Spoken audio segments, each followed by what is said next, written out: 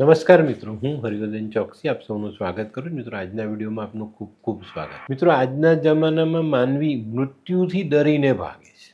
મોતથી એને બહુ ડર લાગે છે.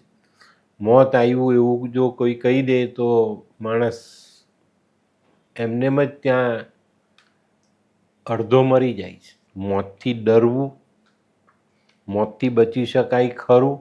ના, મોતથી બચવું અશક્ય છે અને મોતનો ડર ક્યારે પણ જીવનમાં રાખો નહીં. મોતનો ડર રાખશો તો જીવનમાં ઘણી બધી તકલીફો વેઠવી પડશે.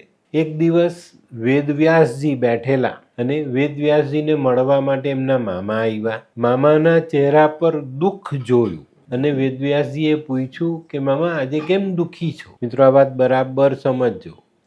મૃત્યુથી બચવું અશક્ય છે એનું એકદમ સચોટ ઉદાહરણ આ વાર્તાના અંત સમયમાં તમને મળશે. અને પૂછ્યું કે દુઃખી કેમ છો? તમારા દુઃખને દૂર કરવામાં હું કોઈ મદદ કરું? તો મામાએ કીધું કે હા, હું તારી પાસે મદદ માટે જ આવ્યો છું. મને મૃત્યુનો ભય સતાવે છે અને મારે જાણવું છે કે મારું મૃત્યુ ક્યારે થશે. વેદવ્યાસજીએ નમ્રતાથી કીધું કે મામાજી, આ બાબતનું જ્ઞાન મને નથી. આપણે એક કામ કરીએ, જગતના રચયિતા બ્રહ્માજી પાસે જઈએ, એમને કદાચ આનું જ્ઞાન હશે. વેદવ્યાસજી અને મામા બંને બ્રહ્માજી પાસે આવ્યા. મામાના મૃત્યુની તિથિ બ્રહ્માજી પાસે પણ નહોતી, એટલે આ બધા ભેગા થઈને ભગવાન વિષ્ણુ પાસે ગયા. ભગવાન વિષ્ણુએ કીધું કે ભાઈ, મારું કામ તો પાલન કરવાનું છે, મને આનું જ્ઞાન નહીં મળે. સંહાર કરવાનું કામ સદાશિવ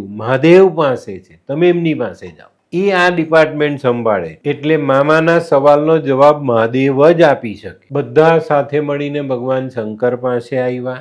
ભગવાન શંકરે કીધું કે ભાઈ, આ બધું સંહાર કરવાનું કામ મારું છે, એ વાત સાચી, પણ આ બધા કામ તો મેં યમરાજને સોંપેલા છે. એટલે તમારા મૃત્યુની તિથિ જાણવા માટે આપણે યમરાજ પાસે જવું જોઈએ. ભગવાન વેદવ્યાસજી મામાને અને ત્રિદેવને લઈને યમ સદન પહોંચ્યા. યમરાજે આ બધાને સાથે જોઈને આશ્ચર્ય વ્યક્ત કર્યું. વેદવ્યાસજીએ મામાને મૂંઝવતો પ્રશ્ન યમરાજને પૂછ્યો.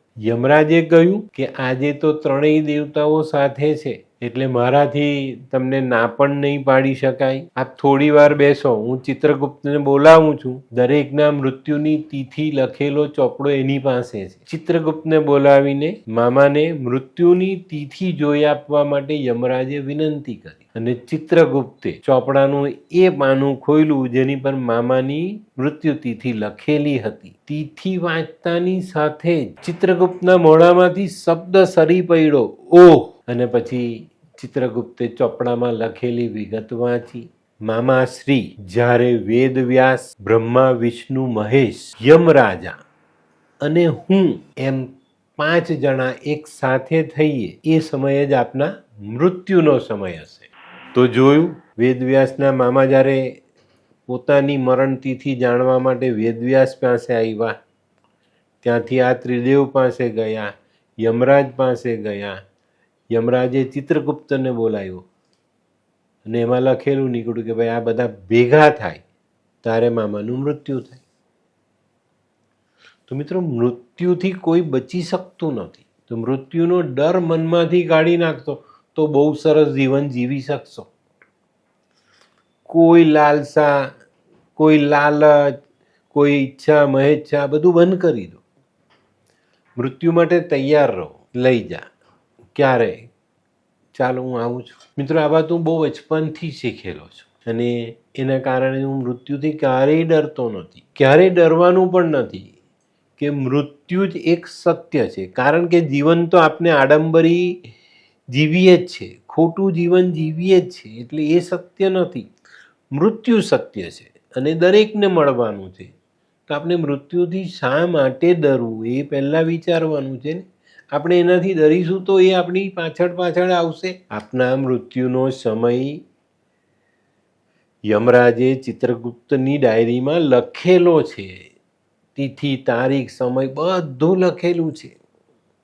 તો એનાથી ક્યારે પણ ડરવાનું નથી ને એને વિચારવાનું પણ નથી.